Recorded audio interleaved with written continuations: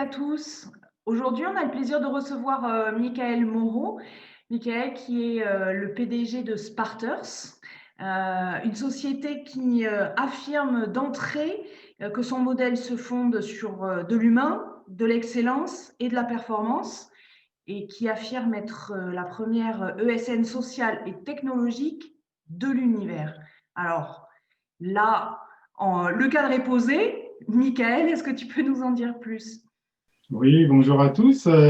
Sparters, une société qui a été créée il y a 18 mois et qui a pour but de développer et d'accompagner les collaborateurs dans leur vie personnelle et professionnelle en les montant en expertise et en travaillant socialement avec eux sur la responsabilité de chacun envers tous. L'idée, c'est vraiment essayer de trouver de l'intérêt dans son travail au quotidien, d'avoir un vrai sentiment d'utilité, à la fois pour l'entreprise et à la fois pour le monde qui nous entoure, d'accorder de l'autonomie et de la confiance aux gens. C'est pour ça que la société est bâtie sur des prises de décision et des répartitions de responsabilités communes à tous. Il n'y a pas de management chez nous. Chacun est responsable de ses actes et de différents projets.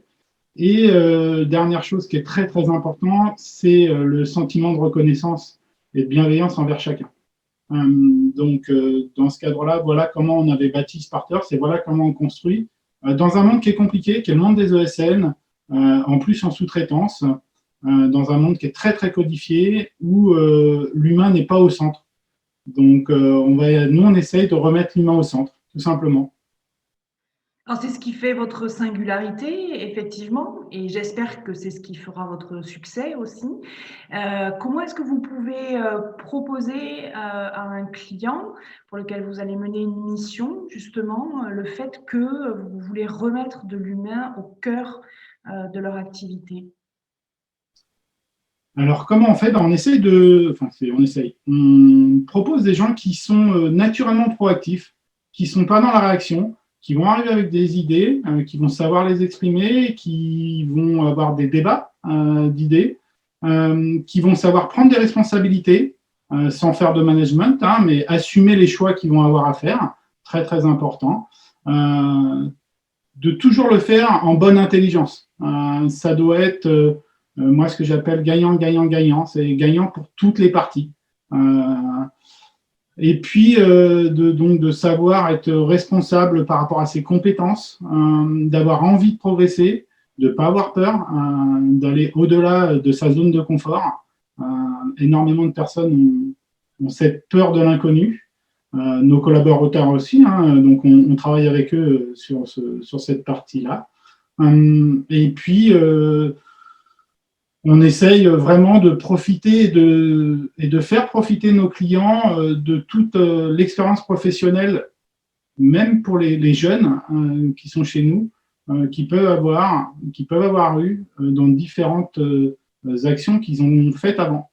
On a une singularité, on a 30% de reconversion professionnelle au sein des effectifs, parce que c'est un vrai choix. On pense réellement que malgré le fait qu'on travaille dans le monde de l'informatique, l'expérience de gens qui ne viennent pas de ce domaine-là peut s'y appliquer et peut apporter une vision nouvelle, tout simplement, dans ce cadre-là. Il y a une vraie plus-value. Il y a une vraie plus-value. Si les clients font confiance, ils voient avec le temps qu'il y a une vraie plus-value sur les starters qui sont chez eux.